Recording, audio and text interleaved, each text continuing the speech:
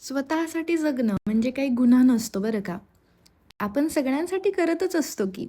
कधी-कधी स्वतःसाठीही जगायचं असतं.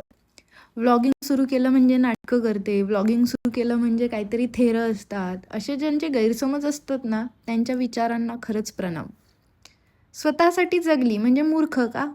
असं नसतं ना. पण हे त्या लोकांना कोण समजावणार, जे स्वतःच्याच कोशातून बाहेर पडलेले नसतात.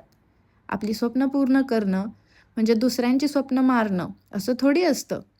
ती लोकं स्वतःचं स्वतः आयुष्य जगत असतात, तुम्ही तुमचं जगा. असो. आजचा माझा दिवस म्हणजे थोडासा शूट, बाकीची सगळी कामं आणि घरातली आवरावर यातच गेला. म्हटलं संध्याकाळचा स्वयंपाकही लवकरच बनवून ठेवावा म्हणजे टेन्शन नाही. आणि इतका कंटाळा आला होता, मग काय केला आराम. बाकी सगळं तर काय चालूच असतं. विचार या गोष्टींचा असतो की कोण सपोर्ट करते आणि कोण नाही.